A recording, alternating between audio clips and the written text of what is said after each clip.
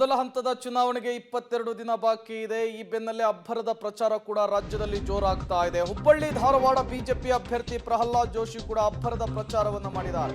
ಕಾಂಗ್ರೆಸ್ನ ಭದ್ರಕೋಟೆಯಲ್ಲಿಯೇ ಜೋಶಿ ಮಿಂಚಿನ ಸಂಚಾರವನ್ನ ಮಾಡಿದ್ದಾರೆ. ಹುಬ್ಬಳ್ಳಿ ಪೂರ್ವ ವಿಧಾನಸಭಾ ಕ್ಷೇತ್ರದ ಗಂಗಾಧರ ನಗರದಲ್ಲಿ ಇವತ್ತು ಮತಯಾಚನೆಯನ್ನ ಮಾಡಿದ್ದಾರೆ. ಬೂತ್ ಮಟ್ಟದ ಕಾರ್ಯಕರ್ತರ ಮನೆ ಮನೆಗೆ ತೆರಳಿ ಕ್ಯಾಂಪೇನ್ ಅನ್ನು ಮಾಡಿದ್ದಾರೆ. ದಲಿತರ ಮನೆಯಲ್ಲಿ ಉಪಹಾರವನ್ನು ಸೇವಿಸಿದ್ದಾರೆ ಪ್ರಹ್ಲಾದ್ ಜೋಶಿ ಅವರು.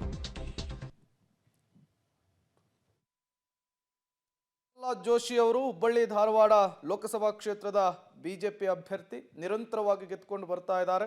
ಮತ್ತೊಮ್ಮೆ ಈ ಬಾರಿ ಗೆಲುವಿನ ನಿರೀಕ್ಷೆಯಲ್ಲಿದ್ದಾರೆ. ಅದೇ ನಿಟ್ಟಿನಲ್ಲಿಯೇ ಈಗ ಪ್ರಚಾರವನ್ನು ಕೂಡ ಮಾಡ್ತಾ ಇರುವಂತಹದ್ದು. ಇವತ್ತು ಹುಬ್ಬಳ್ಳಿ ಧಾರವಾಡ ಬಿಜೆಪಿ ಅಭ್ಯರ್ಥಿ ಪ್ರಹ್ಲಾದ್ ಜೋಶಿ ಅವರು ಕ್ಷೇತ್ರದಲ್ಲಿ ಮಿಂಚಿನ ಸಂಚಾರವನ್ನು ಮಾಡಿದ್ದಾರೆ.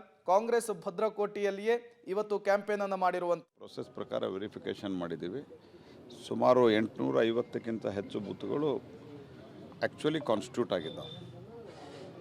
ಆ ಹಿನ್ನೆಲೆ ಒಳಗೆ ಒಂದು ಹೊಸ ಪ್ರಯೋಗ ಶುರು ಮಾಡಬೇಕು ಅಂಥೇಳಿ ನಮ್ಮ ತಿಪ್ಪಣ್ಣ ಮಜ್ಜಿಯವರು ರಾಜ್ಯದಲ್ಲಿ ಅಥವಾ ದೇಶದಲ್ಲಿಯೇ ಪ್ರಥಮ ಇರಬೇಕದು. ಎಲ್ಲ ಬೂತ್ ಅಧ್ಯಕ್ಷರ ಮನೆಗೆ ಜಿಲ್ಲಾ ಅಧ್ಯಕ್ಷರ ಭೇಟಿ ಅಂತ ಒಂದು ಕಾರ್ಯಕ್ರಮ ಮಾಡಿದರು.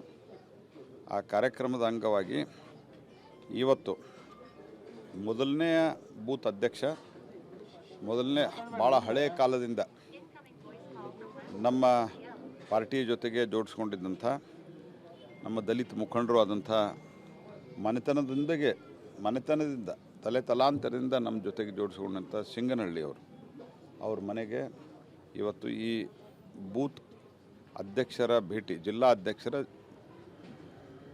ಬೂತ್ ಅಧ್ಯಕ್ಷರ ಮನೆಗೆ ಭೇಟಿ, ಈ ಕಾರ್ಯಕ್ರಮವನ್ನು ನಾವಿಲ್ಲಿ ಉದ್ಘಾಟನೆ ಮಾಡಿದ್ವಿ. ಭಾಳ ಉತ್ಸಾಹದಿಂದ ಸಂತೋಷದಿಂದ ಇಲ್ಲಿನ ಎಲ್ಲ ಜನ, ಗಂಗಾಧರ ನಗರದ ಎಲ್ಲ ಜನ ನಮ್ಮನ್ನು ಸ್ವಾಗತ ಮಾಡಿದ್ದಾರೆ. ಅವ್ರ ಮನೆಯಲ್ಲಿಯೂ ನಮ್ಮೆಲ್ಲರಿಗೂ ಬಹಳ ಒಳ್ಳೆಯ ರೀತಿಯಿಂದ ಸತ್ಕರಿಸಿ ಹಾರವನ್ನು ಹಾಕಿದ್ದಾರೆ, ಉಪಹಾರವನ್ನು ಹಾಕಿದ್ದಾರೆ. ಅದಕ್ಕೆ ಅವರಿಗೆ ಧನ್ಯವಾದ ಹೇಳ್ತೀನಿ.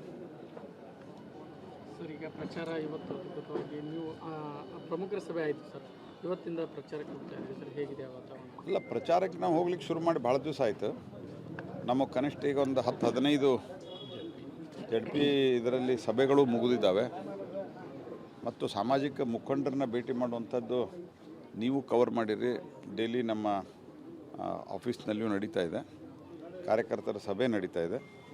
ಹಾಗಾಗಿ ಪ್ರಚಾರದಲ್ಲಿ, ಜನಸಂಪರ್ಕದಲ್ಲಿ ಭಾರತೀಯ ಜನತಾ ಪಾರ್ಟಿ ಭಾಳ ಮುಂದಿದೆ ಅನ್ನುವಂಥದ್ದು ನಮ್ಮ ಕಾರ್ಯಕರ್ತರ ಒಂದು ಪರಿಶ್ರಮದ ಪರಿಣಾಮವಾಗಿ ಭಾಳ ಮುಂದಿದೆ ಅಂತ ನಾನು ಭಾಳ ಅಭಿಮಾನದಿಂದ ಹೇಳ್ತೇನೆ.